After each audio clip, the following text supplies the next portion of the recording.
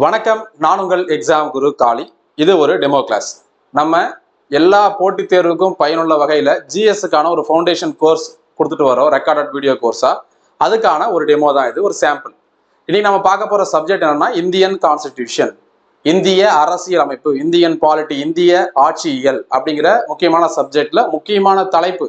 இப்போ நீங்கள் group 1, group 2, group 4 அல்லது எஸ்எஸ்சி, ரயில்வே, எஸ்ஐ, போலீஸ்னு எந்த ஒரு எக்ஸாம் எடுத்துக்கிட்டாலும் கண்டிப்பா கொஸ்டின் கேட்கக்கூடியது ரெண்டு டாபிக். ஒன்னு ஃபண்டமெண்டல் ரைட்ஸ், இன்னொன்னு directive principle of state policy, அடிப்படை உரிமைகளும் அரசு நெறிமுறைப்படுத்தும் கோட்பாடுகளும். இதுல இந்த பார்ட் நம்பர் 4 நம்ம தெள்ள தெளிவா டீட்டெயிலா பார்க்க போறோம், வித் ஷார்ட்கட்டோட கம்ப்ளீட் டீடைல்ஸ். இதை விட பெஸ்டா ஒருத்தவங்க நடத்தி வித் ஷார்ட்கட்டோட புரிய வைக்கிறாங்க அப்படின்னு சொன்னா இதுக்கப்புறம் நம்ம கிளாஸே எடுக்கல அப்படின்னு ஓப்பன் சேலஞ்சை கொடுத்துட்டு இந்த கிளாஸ் நம்ம ஸ்டார்ட் பண்றோம். டிபிஎஸ்பி, இந்த directive principle of state policy எந்த நாட்டிலிருந்து பெறப்பட்டது அப்படின்றத வந்து ஆரம்பிக்கலாம். அதுக்கு முன்னாடி நம்ம கோர்ஸ் பத்தின டீடைல்ஸ் சொல்லிட்டு போயிடலாம். ஜிஎஸ்க்கான ஃபவுண்டேஷன் கோர்ஸ் எல்லா எக்ஸாமுக்கு யூஸ் ஆகிற வகையில் தமிழ், இங்கிலீஷ், மேக்ஸ், ரீசனிங் இல்லாமல், பயாலஜி இல்லாமல் ஜிஎஸ், ஒன்லி ஜிஎஸ். இதில் ஹிஸ்ட்ரி அண்ட் கெமிஸ்ட்ரி இனிமேல் தான் எடுத்து நம்ம அப்லோட் பண்ணணும். மற்ற டாப்பிக்கில் கம்ப்ளீட் பண்ணியிருக்கிறோம். யூனிட் நம்பர் 6 இப்போதைக்கு தமிழில் மட்டும்தான் இருக்குது. சோர்ஸ் தமிழில் இருக்கிறதுனால தமிழில் கோர்ஸ் கொடுத்துருக்குறோம். லேட்டரான் நம்ம வந்து அதை இங்கிலீஷில் டிரான்ஸ்லேட் பண்ணி அப்லோட் பண்ணுறோம். தமிழ் அண்ட் மற்றது எல்லாமே தமிழ் அண்ட் இங்கிலீஷில் பைலிங்குலாக இருக்கும். Recorded video course, live course கிடையாது, டெஸ்ட் சீரிஸ் கிடையாது. குரூப் 1 ஸ்டாண்டர்டுக்கு நம்ம வீடியோஸ் எடுத்து அப்லோட் பண்ணியிருப்போம். வீடியோ அண்ட் பிடிஎஃப் ரெண்டுமே நம்ம மொபைல் ஆப்லேயே இருக்கும். நீங்கள் ஃபஸ்ட் டைம் மட்டும் இன்டர்நெட்டை யூஸ் பண்ணி டவுன்லோட் பண்ணி வச்சுக்கலாம். நெக்ஸ்ட்லாம் ஆஃப்லைன்லேயே பார்த்துக்க முடியும். பட் நீங்கள் யாருக்கும் ஷேர் பண்ணுறது, பிரிண்ட் அவுட், ஸ்க்ரீன்ஷாட்லாம் எடுக்க முடியாது. இதுக்கான fees 1 year validity. Full course join பண்ணிங்கன்னா இது, தனியாக ஒரே ஒரு சப்ஜெக்ட் மட்டும் தனித்தனியாக ஜாயின் பண்ணோம்னா இது அதுக்கான ஃபீஸ் ஸ்ட்ரக்சர். இதில் சொல்லியிருக்கக்கூடிய விஷயங்களை பார்த்துக்கோங்க. இது நியூ இயர் ஆஃபராக, தமிழ் நியூ இயர் ஆஃபராக கொடுத்துருக்குறோம். ஏப்ரல் 14க்கு அப்புறம் இந்த ஃபீஸ் ஸ்ட்ரக்சர் இன்க்ரீஸ் ஆகிடும். ஸோ அதுக்கு முன்னாடியே தேவைப்படுறவங்க ஜாயின் பண்ணிக்கோங்க, உங்கள் ஃப்ரெண்ட்ஸுக்கும் தெரியப்படுத்திடுங்க. இதில் சொல்லியிருக்க விஷயங்களை தெளிவாக பார்த்து புரிஞ்சுக்கோங்க. எக்ஸாம் குரு காளி அப்படிங்கிற மொபைல் ஆப்பில் தான் நம்ம கிளாஸ் எடுக்கிறோம். ஆண்ட்ராய்டு, ஐஃபோனு, வெப்சைட் நீங்கள் சிஸ்டமில் பார்க்கணும், லேப்டாப்பில், கம்ப்யூட்டர்ஸில் பார்க்கணுன்னா அதுக்கான லிங்க் எல்லாமே வீடியோக்கு கீழே டிஸ்கிரிப்ஷனில் இருக்குது. இந்த கோர்ஸில் ஜாயின் பண்ணணும்னு நினைக்கிறவங்க மட்டும் 8870302702 அப்படிங்கிற நம்பருக்கு வாட்ஸ்அப்பில் மெசேஜ் பண்ணுங்கள். அதர்ஸ் மெசேஜ் பண்ணி உங்கள் நேரத்தை என் நேரத்தை வீணாக்க வேண்டாம். கால் பண்ண வேண்டாம், மெசேஜ் மட்டும் பண்ணுங்கள். ஈவன் நீங்கள் கோர்ஸில் ஜாயின் பண்ணணும்னு கேட்குறீங்கன்னா இந்த சப்ஜெக்ட் இல்லாமல் மற்ற சப்ஜெக்ட் நம்ம டெமோ கிளாஸஸ் கொடுத்துருக்குறோம். எல்லா லிங்க்கும் உங்களுக்கு சென்ட் பண்ணுறேன். கோர்ஸில் ஜாயின் பண்ணுற டீட்டெயில்ஸ் உங்களுக்கு சென்ட் பண்ணுறேன். கோர்ஸில் ஜாயின் பண்ணதுக்கு அப்புறமும் டவுட் கிளாரிஃபிகேஷன் சேம் மொபைல் நம்பரில் தான் நடக்கும். அரசு நெறிமுறைப்படுத்தும் கோட்பாடுகள் முதல்ல பார்ட் நம்பர் 4ல இருந்தே ஸ்டார்ட் பண்ணுவோம். அதுல இருந்தே ஷார்ட்கட் ஸ்டார்ட் பண்ணுவோம். பாகம் 4, பகுதி 4, 4வது பகுதியில் 4 லெட்டர் வரும். DPSP, directive principle of state policy, அரசு நெறிமுறைப்படுத்தும் கோட்பாடுகள். இதுல விதிகள் பார்த்தீங்கன்னா 36ல இருந்து 51 வரைக்கும் இருக்குது. 36ல இருந்து 51 வரைக்கும் இருக்குது. இதுதான் முதல்ல பேசிக். எந்த நாட்டிலிருந்து பெறப்பட்டது? அயர்லாந்திலிருந்து பெறப்பட்டது. நம்மளுடைய அரசியலமைப்பில் இருக்கக்கூடிய ரொம்ப முக்கியமான அம்சம் என்னன்னு பார்த்தீங்கன்னா பல்வேறு நாடுகளிலிருந்து பெறப்பட்டது. அதன் பிறகு அதுலேயே சிலதெல்லாம் நமக்கு ஏற்ற மாதிரி மாடிஃபை பண்ணியிருக்கிறாங்க, சிலதெல்லாம் நமக்கு நாமளே புதுசாக உருவாக்கி இருக்கிறோம். அந்த அடிப்படையில் இந்த டிபிஎஸ்பி அப்படிங்கிறது எங்கிருந்து பெறப்பட்டதுன்னா அயர்லாந்துல இருந்து தான் நம்ம காப்பி பண்ணி கொண்டு வந்திருக்கிறோம். நம்மளுக்கு ஏற்ற மாதிரி இல்லை சின்ன சின்ன சேஞ்சஸ் பண்ணியிருக்கிறோம். இன்னொரு முக்கியமான விஷயம், நாம அயர்லாந்தை ஃபாலோ பண்றோம், அயர்லாந்து வேற ஒரு கண்ட்ரியை ஃபாலோ பண்றோம். எந்த கண்ட்ரியை ஃபாலோ பண்றோம்? ஸ்பெயின். ஸ்பெயின்ல இருந்து தான் அயர்லாந்தே கொண்டு வந்திருக்காங்க, அயர்லாந்துல இருந்து நம்ம கொண்டு வந்திருக்கிறோம். இப்போ ஒரு கேள்வி, டிபிஎஸ்பி எந்த நாட்டிலிருந்து பெறப்பட்டது, இந்திய அரசியலமைப்புல எந்த நாட்டிலிருந்து பெறப்பட்டதுன்னு கேட்டாங்கன்னா ஆன்சர் அயர்லாந்து. டிபிஎஸ்பியினுடைய அடிப்படை ஆதாரம் முதல் முறையாக எந்த பகுதியில தோன்றியதுன்னு கேட்டாங்கன்னா ஆன்சர் ஸ்பெயின். ரெண்டுத்துக்கு வித்தியாசம் புரியும்னு நினைக்கிறேன். ரைட். இப்போ இந்த டிபிஎஸ்பியை பொறுத்த வரையில நிறைய பேர் நிறைய விதமா பேசியிருப்பாங்க, நிறைய பேர் அதுக்கு ஒரு கருத்துக்கள்லாம் சொல்லியிருப்பாங்க. அந்த அடிப்படையில் பார்த்தீங்கன்னா இந்த டிபிஎஸ்பி நான் புரியணும், ஸ்பீடா சொல்லணுன்றதுனால ஷார்ட்டா டிபிஎஸ்பின்னு சொல்றேன். டைரக்டிவ் பிரின்சிபல் ஆஃப் ஸ்டேட் பாலிசின்னு சொல்லலாம், அரசு நெறிமுறைப்படுத்தும் கோட்பாடுகள்னு சொல்லலாம். இந்த டிபிஎஸ்பி எப்படி இருக்கு அப்படின்னு பாத்தீங்கன்னா 1935ஆம் ஆண்டு கவர்மெண்ட் ஆஃப் இந்தியா ஆக்ட் ஒன்று இருப்பாங்க பாருங்க. ஸோ அந்த சட்டத்தின் அடிப்படையில் பார்த்தீங்கன்னா இது அதை அப்படியே ரிசம்பிள் பண்ற மாதிரி இருக்குது, இதை அப்படியே ஃபாலோ பண்ற மாதிரி இருக்குது அப்படின்னு சொல்றாங்க. அரசு நெறிமுறைப்படுத்தும் கோட்பாடுகள் 1935ஆம் ஆண்டில் இந்திய அரசாங்கத்தின் அறிவுறுத்தலில் ஆவண சட்டத்தின் கருத்தை பின்பற்றியது.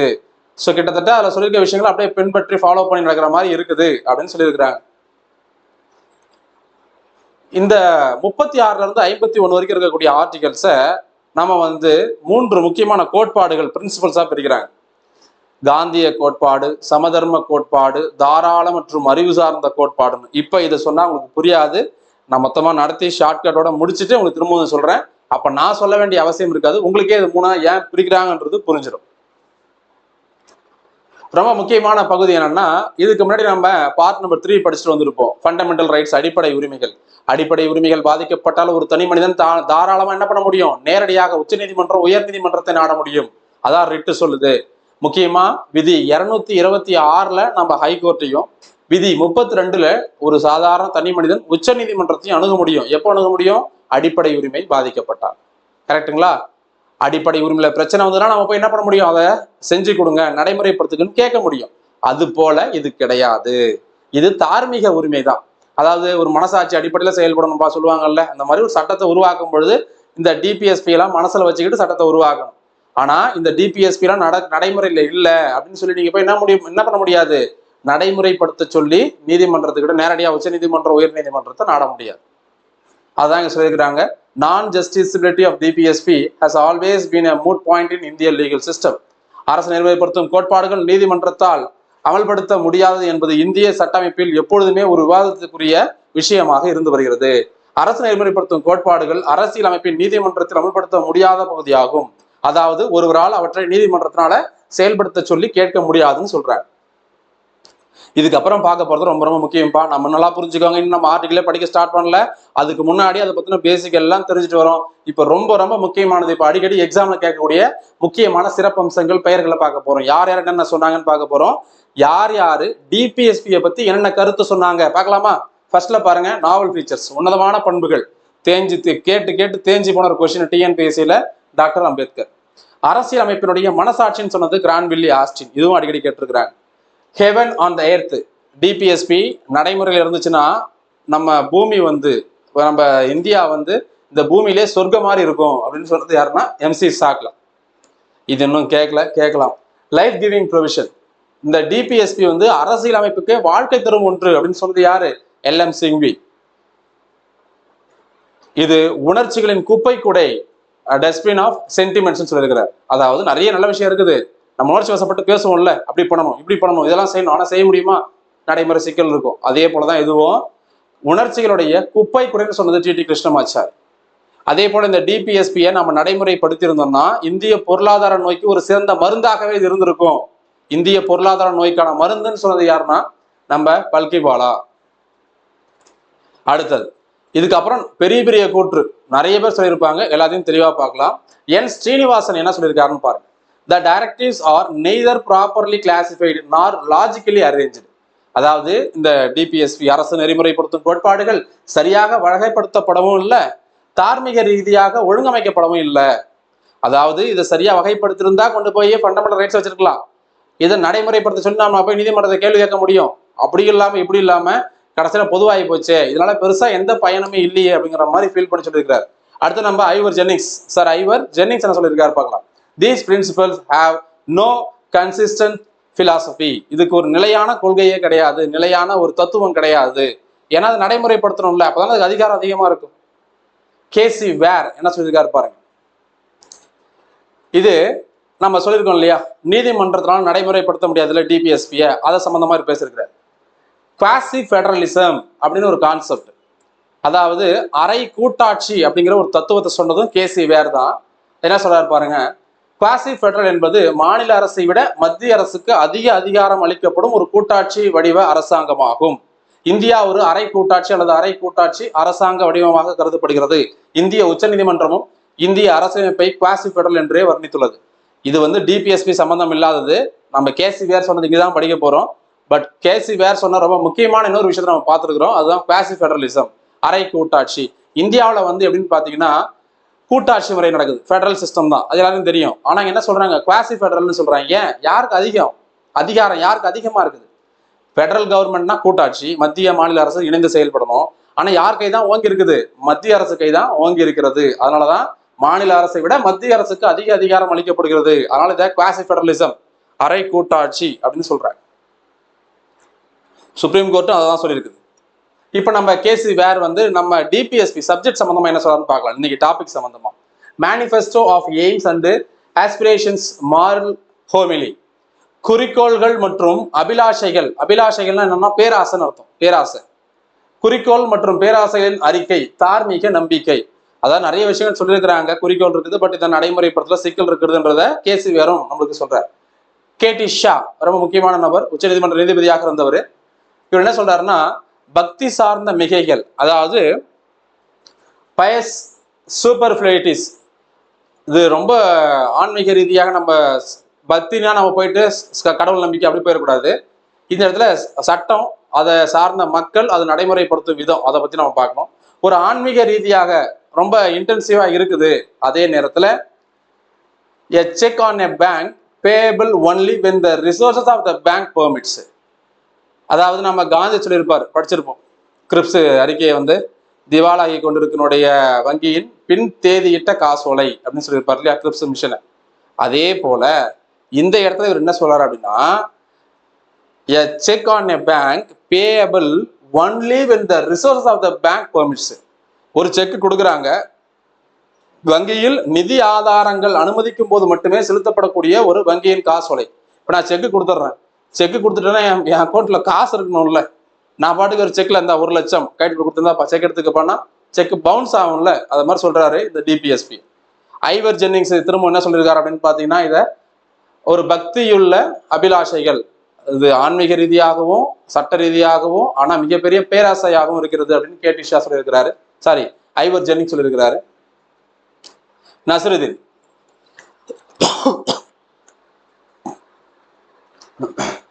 நஸ்ருதீன் இந்த கொள்கையில் ஜனவரி 2ஆம் தேதியில் உடைக்கப்படும் புத்தாண்டு தீர்மானங்களை விட சிறந்தவை அல்ல என்று நஸ்ருதீன் வதித்தார். இப்ப நம்ம ஒவ்வொரு நியூ இயர்லயும் பாத்தீங்கன்னா ஒரு ரெசல்யூஷன் எடுப்போம், ஒரு நாள் தான், மறுநாள் அதை மாறிடும். அந்த ரெசல்யூஷன் நம்ம ஃபாலோ பண்ண மாட்டோம், அது மறந்துட்டு வேற வேலையை பார்த்துட்டு போயிடுவோம். கரெக்ட் தானே? 199 பேர் அப்படிதான். அதை விட இது சிறந்தது கிடையாதுன்னா அதோட மோசமானதான் அர்த்தம். அந்த அளவுக்கு டிபிஎஸ்பி இருக்குது அப்படின்றத யார் சொல்லியிருக்கிறாரு? நம்ம நஸ்ருதீன் சொல்லியிருக்கிறார். அடுத்ததாக BN ராவ், அரசின் அதிகாரங்களுக்கான அறநெறி கோட்பாடுகள் கல்விசார் மதிப்பீடுகளை கொண்டுள்ளது. இவர் BN ராவ் வந்து அரசியல் நிர்ணய சபையில் வந்தவர் இல்லையா, அதனால இவர் என்ன சொல்றாருன்னா, இது நல்லதா தான் இருக்குது, அதே நேரத்தில் கல்வி சார்ந்த விஷயங்களையும் இது சொல்லியிருக்கிறாங்க, நல்ல விஷயம் தான், பரவாயில்ல அப்படின்னு ஒரு பாசிட்டிவா பேசியிருக்காரு. கிரான்வில்லே ஆஸ்டின் மீண்டும் என்ன சொல்லியிருக்காரு பாருங்க, furthering the goals of social exclusion. Granville Austin சமூக ஒதுக்கீட்டின் இலக்குகளை மேலும் மேம்படுத்துதல். இந்த டிபிஎஸ்பியில சமூகம் சார்ந்த நிறைய கருத்துக்கள் இருக்கும், அதனால சமத்துவ கோட்பாடு, சோசியல் பிரின்சிபல்னு ஒரு பார்ட்டை நம்ம பிரிச்சு வச்சிருக்கோம். 3ல் 1 சோசியல். ஸோ அதுல நிறைய இருக்குது இந்த பார்ட்லன்னு சொல்றாரு Granville Austin. DPSP is a conscience of the constitution which embody the social philosophy and the constitution. அரசியலமைப்பின் அறநெறி கோட்பாடுகள் அரசியலமைப்பின் சமூக தத்துவத்தை உள்ளடக்கியது, அரசியலமைப்பின் மனசாட்சியாகவும் செயல்படுகிறது. நம்ம அரசியலமைப்பின் மனசாட்சி கிரான்வில்லே ஆஸ்டின் சொன்னாருன்னு என்ன படிச்சிட்டோம்னு நினைக்கிறேன், இங்க படிச்சிட்டோம்ல, அதோட சேர்த்து சொல்றதுனால அவங்க சொல்லியிருக்கோம் திரும்ப, அவ்வளவுதான். That's all your honour. So நம்ம டைரக்டா சட்டத்துக்குள்ளார போயிடலாம். நான் வேகமா சட்டத்தெல்லாம் சொல்லி முதல்ல உங்களுக்கு என்ன பண்றேன்னா விளக்கம் கொடுத்துட்றேன். கடைசியா நீங்க எல்லாரும் அவரோட எதிர்பார்த்த ஷார்ட்கட் ஸ்டோரியை லாஸ்ட்ல பார்க்கலாம். ஜஸ்ட் ஒரு 5 மினிட்ஸ் போதும் ஸ்டோரியை பார்க்கறது. முதல்ல சட்டத்தை படிச்சிடலாமா? விதி 36 முதல் விதி டெஃபினிஷன். எந்த ஒரு பகுதி எடுத்தாலும் முதல் விதி அதனுடைய தத்துவத்தை தான் விளக்கும். DPSP directive principle of state policy, அரசு நெறிமுறைப்படுத்தும் கோட்பாடுகள், ஒரு அரசு எப்படி செயல்படணும் அப்படிங்கிறத இந்த விதிகளை நம்ம கொடுக்குறோம் அப்படின்னு 36வது விதி சொல்லுது. 37 என்னன்னா, இப்போ இந்த அரசு நெறிமுறைப்படுத்தும் கோட்பாடு சொல்லும்போது ரொம்ப லென்த்தா போகுது, இதுக்கப்புறம் நான் டிபிஎஸ்பினே சொல்றேன். இந்த டிபிஎஸ்பியை நடைமுறைப்படுத்துறது சிக்கல் இருக்குது, நம்ம நீதிமன்றத்தினால கேள்வி கேட்க முடியாது. அதனால ஒரு நல்ல அரசாங்கம் என்ன பண்ணணும்னா இந்த சட்டத்தை மனதில் வச்சுக்கணும். தார்மீக ரீதியாக ஒரு மாறலா நம்ம என்ன பண்ணணும்னா இதை ஃபாலோ பண்ணணும் அப்படின்னு சொல்றது அடுத்த விதி. இந்த பகுதியில் உள்ள விதிகள் எந்த நீதிமன்றத்தாலும் செயல்படுத்த முடியாது, ஆனால் அதில் குறிப்பிட்டுள்ள கொள்கைகள் நாட்டின் நிர்வாகத்தின் அடிப்படையானவை மற்றும் சட்டங்களை உருவாக்கும் பொழுது இந்த கொள்கையை பயன்படுத்துவது அரசின் கடமையாகும். அரசாங்கம் என்ன பண்ணும், மனசுல வச்சுக்கிட்டு செயல்பட வேண்டும். Duty of the state to apply these principle in making laws. சட்டத்தை உருவாக்கும் போது மனசுல வச்சுக்கணும். 38 state to secure a social order for the promotion of welfare of the people. மக்கள் நலனை மேம்படுத்துவதற்காகவே ஒரு அரசாங்கம் இருக்க வேண்டும் அப்படின்னு சொல்ற விதி 38. 39 certain principles of policy to be followed by the state. The state shall in particular direct its policy towards securing. இதுல ஸ்டேட் அப்படிங்கிறது மாநிலம் கிடையாது, ஸ்டேட்டுங்கிறது அரசு அப்படிங்கிறத குறிக்கக்கூடியது. சில கொள்கைகளே அரசு பின்பற்ற வேண்டும் கீழ்காணும் கொள்கைகளை. இல்ல முக்கியமா என்ன சொல்றாங்க அப்படின்னா, ஆண் பெண்ணை சமமாக மதிக்க வேண்டும், ஆண் பெண்ணுக்கு சம வேலைக்கு சம ஊதியம் வழங்க வேண்டும் அப்படிங்கறது இதுல தெளிவுபடுத்துறாங்க. 39A to promote equal justice and to provide free legal eight to the poor. இது 39 படிச்சுட்டோம், 39A வருது. அப்ப புதுசா சேர்த்திருக்கிறாங்களா? 42வது சட்ட திருத்தம் 1976ல சேர்த்திருக்கிறாங்க. இந்த 42nd அமெண்ட்மெண்ட் 1976 என்ன சொல்றோம்? மினி கான்ஸ்டிடியூஷன், சிறு அரசியல் அமைப்புன்னு சொல்றோம். ஏன்? இந்த ஒரு சட்ட திருத்தத்திலே நிறைய விஷயங்கள் இருக்குது, அதனாலதான் அது ஒரு கான்ஸ்டிடியூஷன் மாதிரி இருக்குது, அதனால அதை சிறு அரசியல் அமைப்புன்னு சொல்றோம். இப்ப இந்த சட்ட திருத்தம் மூலமாக 39A சேர்க்கப்பட்டது. இது என்ன சொல்லுது? எல்லாருக்கும் சமமான நீதி கிடைக்கணும், ஏழை எளிய மக்களுக்கு என்ன பண்ணணும்? இலவச சட்ட உதவியை வழங்க வேண்டும். அதுலதான் லீகல் சர்வீசஸ் அத்தாரிட்டிஸ் ஆக்ட் 1987 கொண்டு வந்திருக்கிறாங்க. அடுத்தது 40 ஆர்கனைசேஷன் ஆஃப் வில்லேஜ் பஞ்சாயத்து, கிராமங்கள்ல பஞ்சாயத்து அமைப்புகளை உருவாக்க வேண்டும் அப்படின்னு சொல்ற ரொம்ப முக்கியமான விதி 40. 41 right to work to educate and to public assistance in certain cases, கல்வி, வேலை வாய்ப்பு, பொது உதவி இதெல்லாம் வழங்குறதுல அரசனுடைய பங்கு ரொம்ப முக்கியமானதாக இருக்க வேண்டும் அப்படின்னு சொல்றாங்க. இதுலதான் நேஷனல் சோசியல் அசிஸ்டன்ட் ப்ரோக்ராம், தேசிய சமூக உதவி திட்டம் ஆகஸ்ட் 15 1995 உருவாக்கப்பட்டது. இதன் அடிப்படையாகத்தான் மாற்றுத்திறனாளிகள், விதவைகள், ஆதரவற்ற விதவைகள், முன்னாள் ஏஜ்டு பர்சன்ஸ், ஓஏபின்னு சொல்றாங்க இல்லையா, ஓல்டு ஏஜ் பென்ஷன், வயதானவர்களுக்கு தரக்கூடிய பென்ஷன், இந்த திட்டம் எல்லாம் இதுக்குள்ள தான் வருது, இந்த திட்டத்தின் கீழே தான் வருது. 42 provision for just and human condition to work and maternity relief. ஒரு நபர் ஒரு வேலை செய்யறாங்கன்னு சொன்னா வேலை செய்யறவங்களுக்கு அதுக்கான சூழலை ஏற்படுத்தி கொடுக்கணும். அதுவே பெண்ணாக இருந்தாங்கன்னா அவங்க கட்டாயமா திருமணமானவராக இருந்தாங்கன்னா அவங்களுக்கு மகப்பேறு காலம் ஏற்பட வாய்ப்பு இருக்குது, அந்த காலத்துல அவங்களுக்கு விடுப்புகள் வழங்க வேண்டும் அப்படின்னு சொல்லுது. இப்ப பாத்தீங்கன்னா மாநில அரசு மத்திய அரசு ரெண்டுமே சரி கிட்டத்தட்ட ஒரு ஆண்டு விடுப்பு தராங்க, வித் சேலரி, போனஸ், இன்கிரிமெண்ட், அவங்களுடைய ப்ரொமோஷன்ஸ் எதுவுமே தடைப்படாது. ஒரு வருஷம் நீங்க லீவ் எடுத்துக்கலாம், அதுக்கான சம்பளத்தை அரசாங்கம் கொடுக்கும். அதுல இந்த மெட்டர்னிட்டி பெனிஃபிட் ஆக்ட், பேறுகால உதவி திட்டம் 1961 இதுதான் அதை உறுதிப்படுத்துது. 43 living wages etceteras for workers, வேலை செய்யக்கூடிய தொழிலாளர்களுக்கான ரொம்ப முக்கியமான சட்டம். அவங்க ஒரு நபர் வேலை செய்யறாருன்னா அந்த வேலைக்கு எதுக்கு வேலைக்கு போறாரு? சம்பளத்தான வேலைக்கு போறாரு, வேலைக்கான ஊதியத்தை கரெக்டாக கொடுத்துடணும், ரொம்ப ரொம்ப முக்கியம். அதோட சேர்த்து வேலை செய்யற இடத்துல அவங்க சமூகம் சார்ந்த விஷயங்களை, கலாச்சாரம் சார்ந்த விஷயங்களை மேம்படுத்துவதற்கு வாய்ப்புகளை ஏற்படுத்தி கொடுக்க வேண்டும். ஒரு இந்து இருப்பாரு, அந்த இந்து கம்பெனி இருக்கும், அதில் முஸ்லீம் கிறிஸ்டியன்ஸ்லாம் ஒர்க் பண்ணுவாங்க. அப்போ இந்து சொல்றதுதான் அவங்களுடைய இது மட்டும்தான் கல்ச்சர் தான் ஃபாலோ பண்ணணும், மற்றதெல்லாம் ஃபாலோ பண்ணக்கூடாது அப்படின்னு சொல்லக்கூடாது. ஒரு கிறிஸ்டியன் கம்பெனி வச்சிருப்பாரு, அங்கே இந்துவோ முஸ்லீமோ வேலை செய்வாங்க. அங்கே இந்த மாதிரியான ஏற்றத்தாழ்வுகள் பிரச்சனைகள் வரக்கூடாது, எல்லாருக்குமே சமமான வாய்ப்பை இந்த சமூகம் ஏற்படுத்தி கொடுக்கணும். கலாச்சாரத்தை மேம்பாடு அடைவதற்காக வாய்ப்புகளையும் வழங்க வேண்டும். 43 A. இப்போ இந்த ஒரு ஆர்டிகிளுக்கு அப்புறம் ABCDன்னு வந்தா புதுசா ஆட் பண்ணிருக்கிறாங்கன்னு அர்த்தம். புதுசா சேர்க்கணும்னா சட்ட திருத்தம் நம்பர் அவசியம். 42வது சட்ட திருத்தம் 1976 தான் சேர்த்திருக்கிறாங்க. இந்த சட்ட திருத்தம் மூலமாக தொழிற்சாலைகள்ல வேலை செய்யக்கூடிய ஒரு நபர் என்ன பண்ணலாம்னா அந்த தொழிற்சாலையினுடைய நிர்வாகத்துல பங்கெடுக்கிற அளவுக்கு வளர்ந்து போலாம். அந்த வாய்ப்பை அந்த நிறுவனம் ஏற்படுத்தி கொடுக்கணும். ஒரு எம்ப்ளாயா இருக்கிறவரு மேனேஜர், GM அந்த வரைக்கும் போக முடியும், CEO அப்படிலாம் ஆக முடியும். அதுக்கு வாய்ப்பை அந்த நிறுவனம் ஏற்படுத்தி கொடுக்கணும், அதை உறுதிப்படுத்தணும் அப்படின்ற சொல்ற சட்டம் 43A. 43B என்னன்னா ரொம்ப ரொம்ப முக்கியமானது, 97வது சட்ட திருத்தம் 2011 கூட்டுறவு சங்கங்கள்.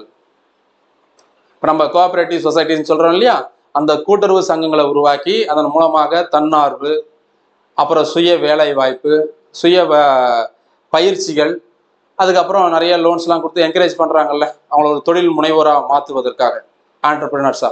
ஸோ அதுக்கான வாய்ப்புகளை ஏற்படுத்தணும். ப்ரொஃபஷனல் மேனேஜ்மெண்ட், தொழில்முறை மேலாண்மையை ஊக்குவிக்க அரசாங்கம் நடவடிக்கை எடுக்க வேண்டும் கூட்டுறவு சங்கங்கள் வாயிலாக. 44 யூனிஃபார்ம் சிவில் கோடு, எல்லாருக்கும் ஒரே மாதிரியான பொதுவான சட்டம், பொது சிவில் சட்டம் தேவை. இந்து, முஸ்லிம், கிறிஸ்து, சீக்கு அப்படின்னு எதுவுமே பார்க்காம எல்லாருக்குமே பொதுவான ஒரு சட்டத்தை உருவாக்கணும். அந்த சட்டம் எதுக்கு பொருந்தும்னா திருமணம், விவாகரத்து, அப்புறம் செசன் சொல்லக்கூடிய அந்த பரம்பரையா வரக்கூடிய சொத்து சம்பந்தமான விஷயங்கள், இது எல்லாத்துக்குமே எல்லாருக்கும் பொதுவான ஒரு சட்டம் இருக்க வேண்டும் சொல்றது இந்த யூனிஃபார்ம் சிவில் கோடு. இப்போ இது பார்த்தீங்கன்னா ஃபர்ஸ்ட் நம்ம உத்தராகண்ட், 2வது குஜராத் இப்போ நடைமுறைப்படுத்திருக்கான்னு நினைக்கிறேன். கரெக்டாக பேச ரொம்ப முக்கியமானது 2 ஸ்டேட்டுமே. யூனிஃபார்ம் சிவில் கோடு ஒட்டுமொத்தமா இந்தியாவுக்கு இன்னும் பார்லிமெண்ட்ல கொண்டு வரல, கூடிய விரைவில் கொண்டு வருவாங்கன்னு எதிர்பார்க்கப்படுது. 2 மாநிலங்கள்ல இப்போதைக்கு நடைமுறைப்படுத்திருக்கிறாங்க. இந்தியா விடுதலை அடைகிறதுக்கு முன்னாடியே கோவால நடைமுறையில இருக்கிறதா சொல்றாங்க. 45 provision for free and compulsory education for children, குழந்தைகளுக்கு இலவச மற்றும் கட்டாய கல்வியை கொடுக்கணும். பிறந்த குழந்தையில இருந்து 6 வயசு வரைக்கும் அந்த குழந்தைக்கு ஊட்டச்சத்தான விஷயங்களை கொடுக்கணும், அந்த குழந்தைய பாதுகாக்கணும்னு சொல்ற விதி 45.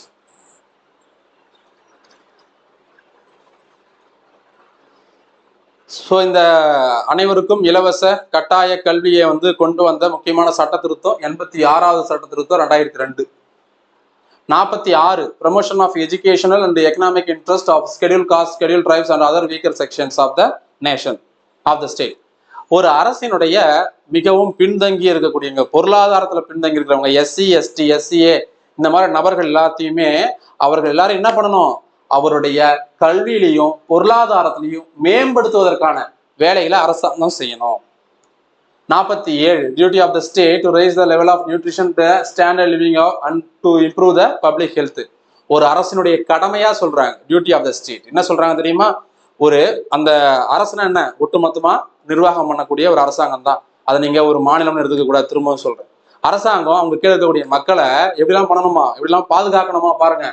லெவல் ஆஃப் நியூட்ரிஷனை ரைஸ் பண்ணணும், ஊட்டச்சத்து நிலையை உயர்த்தணும், ஸ்டாண்டர்ட் ஆஃப் லிவிங் வாழ்க்கை தரத்தை உயர்த்தணும், இம்ப்ரூவ் பப்ளிக் ஹெல்த் பொது சுகாதாரத்தை மேம்படுத்தணும். இதெல்லாம் அரசனுடைய முக்கியமான கடமைன்னு 47 சொல்லுது.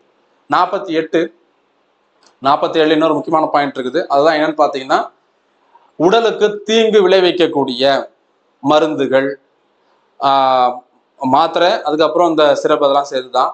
அது போல போதை பொருட்கள், மதுபானம் இதெல்லாம் வந்து தடை பண்ணணும் அது சொல்றது. ஏன்னா இங்க சுகாதாரத்தை மேம்படுத்தணும், ஊட்டச்சத்து கொடுக்கணும், உடல்நிலையை வாழ்க்கை தரத்தை மேம்படுத்தணும்னா என்ன பண்ணணும், நீங்க இந்த மாதிரியான தீய பழக்கங்கள் தீய விஷயங்களை செய்யக்கூடாது. உடலுக்கு தீங்கு விளைவிக்கக்கூடிய மருந்து மாத்திரை, அப்புறம் வந்து போதை பொருள், ட்ரிங்க்ஸ் எல்லாத்தையுமே நம்ம என்ன பண்ணணும்னா பயன்படுத்தக்கூடாது. அரசாங்கம் அதுக்கு முயற்சி எடுக்கணும்னு சொல்றாங்க. 48 organisation of agriculture and animal husbandry, விவசாய அமைப்புகளை உருவாக்கணும், விவசாயத்தை மேம்படுத்தணும், கால்நடை வளர்ப்பை நம்ம என்ன பண்ணணும்னா இன்னும் மேம்படுத்திக்கிட்டே போகணும். விவசாயத்தையும் பார்க்கணும், அங்க இருக்கக்கூடிய ஆடு மாடு கோழி இதெல்லாம் வளர்ப்பையும் நம்ம என்ன பண்ணணும்னா ஒரு அரசாங்கம் அதை வந்து சரியான வகையில போதா அப்படின்றத பார்வையிட்டு அதை மேம்படுத்துவதற்கான வேலைகளை பணிகளை செய்யணும்னு சொல்றாங்க. இதுல முக்கியமான சட்டம் வந்து விலங்குவதை தடை சட்டம் 1960. 48 ஏ, அப்ப ஏனா புதுசாக சேர்த்துருக்குறாங்க. 42வது சட்ட திருத்தம் 1976. Protection and improvement of environment and safeguard of forest and wild life. நல்லா கவனிச்சுக்கோங்க, ப்ரொடெக்ஷன் அண்ட் இம்ப்ரூவ்மெண்ட் ரெண்டுமே சொல்றாங்க. அதாவது சுற்றுச்சூழலையும், வனம் காடுகள் இருக்கு பார்த்தீங்களா, அது அந்த காட்டுல இருக்கக்கூடிய முக்கியமான விலங்குகள் இது எல்லாத்தையும் பாதுகாக்கணும், அதை மேம்படுத்தணும்னு சொல்றாங்க. சுற்றுச்சூழலை மேம்படுத்தணும். இது 48 ஏ. இதுல நிறைய விஷயங்கள் இருக்குது. வைல்ட் லைஃப் ப்ரொடெக்ஷன் ஆக்ட், வனவிலங்கு பாதுகாப்பு சட்டம் 72, வன பாதுகாப்பு சட்டம் 80, இது வன விலங்கு, இது வன பாதுகாப்பு சட்டம். ப்ராஜெக்ட் டைகர் புலிகள் திட்டம் 73ல, ஜிம் கார்பெட் தேசிய பூங்கா இந்தியாவின் முதல் தேசிய பூங்கால தான் உத்தராகண்ட்ல இருக்குது. அங்கதான் நம்ம இந்திரா காந்தி இந்த ஸ்கீம் ஆரம்பிச்சாங்க. ப்ராஜெக்ட் crocodile முதலை திட்டம் 75, ப்ராஜெக்ட் ரைனோ 1987, 2005 மேம்படுத்துறாங்க, 2011 மேம்படுத்திருக்கிறாங்க. அதாவது காண்டாமிருகம் திட்டம். ப்ராஜெக்ட் எலிஃபென்ட் 92 யானை திட்டம். ப்ராஜெக்ட் ஸ்னோ லியோபர்ட் பனிச்சிறுத்தை திட்டம் 2009. இந்த திட்டங்கள்லாம் எதுக்காக அப்படின்னா, இந்த வன விலங்குகள் ஆகட்டும் இல்லை வனப்பகுதி ஆகட்டும் எல்லாத்தையும் பாதுகாக்கணும், அதை மேம்படுத்தணும்னா அந்த எண்ணிக்கையை கூட்டணும். அதுக்கான முயற்சிகளை அரசாங்கம் எடுக்குது, திட்டங்களை வகுத்து. 49 protection monuments, protection of monuments and places and objects of national importance, தேசிய முக்கியத்துவம் வாய்ந்த இடங்கள், ஒரு முக்கியமான ஒரு பொது இடம்னு வச்சுக்கோங்களேன், சுற்றுலா இடம்னு வச்சுக்கோங்களேன். அதே போல முக்கியமான சின்னங்கள் இதெல்லாம் நம்ம பாதுகாக்கணும். அதிலெல்லாம் நம்ம என்ன பண்ணக்கூடாதுன்னா எந்த விதமான தீங்கும் அதுக்கு செய்யக்கூடாது. அப்படி மீறி செஞ்சோம்னா அதுக்கு தண்டனை இருக்குது. அதான் prevention of insult to national honour act 1971, தேசிய மரியாதைக்கு குந்தகம் விளைவிப்பது அவமதிப்பது தடுத்தல் சட்டம் 71. ஸோ முக்கியமான தேசிய முக்கியத்துவம் வாய்ந்த இடங்கள் மற்றும் பொருட்களால் பாதுகாக்கிறது 49. 50 separation of judiciary from executive, நிர்வாகத்திலிருந்து நீதித்துறையை பிரித்தல். இது 1773ஆம் ஆண்டு அப்ப இருந்த governor general of Bengal Warren ஹேஸ்டிங்ஸை கொண்டு வந்திருப்பார். ஆனா அப்ப வந்து பிரிட்டிஷ் ஆட்சி இந்திய அரசியலமைப்பு சட்டத்துல இதுக்கு இடம் கொடுத்துருக்காங்க. நிர்வாகம் தனியா இருக்கணும், நீதித்துறை தனியா இருக்கணும், ரெண்டுமே சேர்ந்து இருந்தது. ஜுடிஷியரியும் அட்மினிஸ்ட்ரேட்டிவ் டிபார்ட்மெண்ட்டும் சேர்ந்து இருந்தது. இப்ப ரெண்டு என்ன பண்ணிட்டாங்க, தனித்தனியா பிரிச்சுட்டாங்க. கரெக்டா? கடைசி 51 promotion of international peace and security, சர்வதேச அமைதி மற்றும் பாதுகாப்பை நாம மேம்படுத்தணும். இப்போ இந்தியா நம்ம நட்பு நாடுகள், அண்டை நாடுகள், சர்வதேச நாடுகளோடு நட்பையும் அமைதியையும் உறுதிப்படுத்த வேண்டும். இதோட இந்த விதிகள் முடிஞ்சு போச்சு. இப்போ நீங்க எல்லாம் எதிர்பார்த்துக்கிட்டு இருந்த ஷார்ட்கட் பார்க்கலாமா? அதுக்கு முன்னாடி இந்த 3 பிரிவுகளை பார்த்துடலாமா? நான் சொன்னேன், இப்ப சொன்னா புரியாது, எல்லா விதிகளும் சொல்லி முடிச்சிடறேன், அதுக்கப்புறம் பாருங்க உங்களுக்கே புரியும். பாருங்களேன், விதி 38 வெல்ஃபேர் ஆஃப் த பீப்புள், அதை ப்ரமோட் பண்ணணும். மக்கள் நலனை பாதுகாக்க வேண்டும், மேம்படுத்தணும். அப்ப சமத்துவமா எல்லாரும் ட்ரீட் பண்ணணும்னு சொல்லுதா? அப்ப சோசியல் பிரின்சிபல், சோசியலிஸ்ட் பிரின்சிபல், சமத்துவ கோட்பாடு, சமதர்ம கோட்பாடு. இப்ப அதே போல 40 கிராம பஞ்சாயத்துல ஏற்படுத்துறது, வனவிலங்குகளை பாதுகாக்கிறது, பலியிடுறதை தடுக்கிறது, இதெல்லாம் யாரோட கோட்பாடு? காந்தியினுடைய சிந்தனை. அப்ப இதெல்லாம் காந்திய கோட்பாடு, Gandhian principle. Liberal and intellectual 44 தாராள மற்றும் அறிவு சார்ந்த கோட்பாடுல பாத்தீங்கன்னா 44 வருது. எல்லாருக்குமே பொதுவான ஒரு சட்டம், சமூகம் வருது, சட்டம் வருது. அப்போ இது ரெண்டுமே அறிவு சார்ந்ததா இருக்குது. அப்ப தாராள அறிவு சார்ந்த கோட்பாடுல 44 வருது. இது மட்டும் இல்லாம சர்வதேச அமைதியை பாதுகாப்பை மேம்படுத்தணும், இதெல்லாம் அறிவு சார்ந்த கோட்பாடு. நிர்வாகத்துல நீதித்துறையை பிரிக்கிறது, இதெல்லாம் இன்டலெக்சுவல். அப்போ இதெல்லாம் நம்ம விதிகளை படிச்சு புரிஞ்சுட்டோம்னா இந்த மாதிரி ஏன் பிரிக்கிறாங்கன்றது ஈஸியா புரிஞ்சிடும். ஒரு சில விதிகள் ரெண்டுலையுமே காமனா வரும், 48 பாருங்க ரெண்டுலையுமே காமனா வரும். எப்படி சார் வருதுன்னா வருது, காந்தியன் பிரின்சிபல்லையும் அது வருது, லிபரல் அண்ட் இன்டலெக்சுவல் பிரின்சிபல்லையும் அது வருது. அவ்வளவுதான் விஷயம். ஸோ இப்போ ஷார்ட்கட் பார்க்கலாமா? நோட் பண்ணிக்காங்க. கரெக்டா ஒரு 5 மினிட்ஸ், 5 மினிட்ஸ்ல வெறித்தனமா இந்த ஷார்ட்கட்டை டக்கு டக்குன்னு பார்த்து முடிக்க போறோம். பார்க்கலாமா? ஸ்டார்ட். 36 முதல் விதி எப்பவுமே அந்த அந்த பகுதியை பத்தி பேசுறது. டிபிஎஸ்பி பொருள் விளக்கம் 36. டிபிஎஸ்பி சரியா, சட்டத்தை பத்தி பேசுறது. 37 சட்டத்தை எப்ப அமல்படுத்தணும், யார் அமல்படுத்தணும்னு சொல்றது. அரசாங்கம் இந்த சட்டத்தை மனசுல வச்சுக்கிட்டு நீங்க நடைமுறைப்படுத்தணும்னு சொல்றது 37. சட்டம் யாருக்காக? மக்களுக்காக, மக்கள் நலனுக்காக. மக்கள் நலனை மேம்படுத்துறது அரசாங்கத்தினுடைய கடமை. 38 மக்கள்லாம் யாரு? ஆண் பெண். அப்ப ஆண் பெண்ணு சம மதிக்கணும், சம வேலைக்கு சம ஊதியம் கொடுக்கணும். 39 39 ஆண் பெண் சமம், 2 பேருக்கும் சம வேலைக்கு சம ஊதியம் கொடுக்கணும். 39 ஊதியம் அப்படிங்கிறது நிதின்னு வச்சுக்கோங்க, நிதின்னு வச்சுக்கோங்க. அப்புறம் அடுத்தது நீதி. 39 நீதி, எல்லாருக்கும் சமமான நீதி கிடைக்கணும், ஒடுக்கப்பட்ட பின்தங்கிய மக்களுக்கு இலவச சட்ட உதவிகளை வழங்கணும். 40 நீதி எங்க கிடைக்கும்? அல்லது 40 வயசுக்கு மேல ஆனாலே ஒரே பஞ்சாயத்து தானே. இப்போ உடம்பு 40 வயசு மேல ஆயிடுச்சுன்னா என்ன பண்ணுவோம்? பிபி, சுகர், அந்த கை கால் வலியா, மூட்டு வலி எல்லாம் சொல்றாங்கல்ல. 40 வயசுக்கு மேல போனாலும் பஞ்சாயத்து தான் அப்படின்னு எடுத்துக்கலாம். அல்லது 39 வந்து நீதி. நீதி எங்க கிடைக்கும்? ஒரு கிராமத்துல அப்பெல்லாம் நாட்டாம திருப்ப மாத்தி சொல்லு படம் பார்த்துருக்க ஞாபகம் இருக்கா? அப்ப பஞ்சாயத்துல கிடைக்கும். 40 பஞ்சாயத்து, கிராம பஞ்சாயத்துல அமைக்கிறது. பஞ்சாயத்துல யாரெல்லாம் இருப்பாங்க? இது ஒரு ஷார்ட்கட் தான், தப்பா எடுத்துக்க வேண்டாம். கல்வி, அதாவது சரியா படிச்சு முடிச்சவங்க அல்லது படிக்காதவங்க, வேலை இல்லாதவங்க, உடல்நிலை சரியில்லாதவங்க, வயசான தாத்தா பாட்டி எல்லாம் பஞ்சாயத்துல உட்காந்து இருப்பாங்கல்ல. அப்ப பஞ்சாயத்துல யார் இருப்பாங்கன்னா அவங்கலாம் இருப்பாங்க. அவங்களுக்குலாம் அரசாங்கம் கல்வியை, வேலை வாய்ப்பை, பொது உதவியை வழங்க வேண்டும். அப்பதான் இது ஒரு நல்ல அரசாங்கமா இருக்க முடியும், வெல்ஃபேர் கவர்மெண்டா இருக்க முடியும்னு சொல்றதான் டிபிஎஸ்பி. அதுல சொல்ற விதி 41. சரி, வேலைக்கு போறவங்களை பத்தி பேசினாங்கல்ல. 42 வேலைக்கு போறவங்க, வேலை இல்லாதவங்களுக்கு வேலை கொடுத்துட்டாங்க, இப்ப வேலைக்கு போறாங்க. வேலைக்கு போறவங்களுக்கு சரியான சூழ்நிலையை உருவாக்கி கொடுக்கணும். பெண்கள் வேலைக்கு போவாங்க, அவங்களுக்கு மகப்பேறு விடுப்புகளை கொடுக்கணும். இப்ப வேலைக்கு போறவங்களை பத்தி பார்த்தாச்சு இல்லையா? வேலைக்கு எதுக்காக போறாங்க? வேலைக்கு எதுக்காக போறாங்க? சம்பளத்துக்கு தானே. அப்போ வேலைக்கேற்ற ஊதியத்தை வழங்கணும். 43 வேலைக்கேற்ற ஊதியம். அதே நேரத்துல சம்பளம் மட்டும் கொடுத்தா போதாது, அவங்க சமூகம் சார்ந்த, கலாச்சாரம் சார்ந்த விஷயங்களை வளர்ப்பதற்கு வாய்ப்புகளை வழங்கணும். இப்ப நான் வேலைக்கு போயிட்டேன், கடைசி வரைக்கும் சம்பளம் வாங்கிட்டு ஒரு சாதாரண எம்ப்ளாயியா இருக்கலாமா? இல்ல, நான் படிப்படியா உயர்ந்து ஒரு உயரமான இடத்துக்கு போலாம்ல. 43 தொழிற்சாலையுடைய நிர்வாகத்துல பங்கெடுக்க வைத்தேன். சரி, ஒரு குறிப்பிட்ட அளவு நான் போயிட்டேன், பெரிய பதவி போயிட்டேன், பெரிய சம்பளம் கொடுத்துட்டாங்க. அதுக்கப்புறம் ஒன்னு அவனா வெளியே அனுப்பிடுவான், இல்ல நானா வெளியே போயிருவேன். கரெக்டா? அப்ப 43B என்ன பண்றேன்? நானா வெளியே வந்து சுயமாக சிந்திச்சு செயல்பட ஆரம்பிக்கிறேன். So autonomous functioning, democratic control and professional management of cooperative societies. So கூட்டுறவு சங்கங்கள் மூலமாக தன்னை நானே மேம்படுத்திக்கிட்டு நானே சுயமாக சிந்திச்சு வேலை செய்ய ஆரம்பிச்சிட்டேன். ஸோ இதோட ஒரு பார்ட் ஷார்ட்கட் முடிஞ்சது. அடுத்த பார்ட் ஆரம்பிக்கிறோம். அடுத்த ஷார்ட்கட் ஸ்டோரி ஆரம்பிக்குது. 44 யூனிஃபார்மா இருக்கா? அப்ப uniform civil code. Uniform civil code. Uniform யார் போடுவா? ஸ்கூல் படிக்கிற பசங்க போடுவாங்களா? அப்ப 45 கல்வி, குழந்தைங்களுக்கான கல்வி. பிறந்த குழந்தைல இருந்து 6 வயசு வரைக்கும் ஊட்டச்சத்து கொடுக்கணும். 6ல இருந்து 14 வயசு வரைக்கும் அனைவருக்கும் இலவச கட்டாய கல்வியை கொடுக்கணும். 86வது சட்ட திருத்தம் 2002. இந்த விதி 21A ஃபண்டமெண்டல் ரைட்ஸ்ல வருது. பகுதி 3 அடிப்படை உரிமைகள்ல 21A வருது. டிபிஎஸ்பி 4th பார்ட்ல 45வது விதியா வருது. அரசு நெறிமுறைப்படுத்தும் கோட்பாடு பகுதி 4 விதி எண் 45 வருது. அடுத்தது part 4A fundamental டியூட்டிஸ்ல 51A K அப்படிங்கிற ஒரு ஆர்டிக்கல்ல வருது.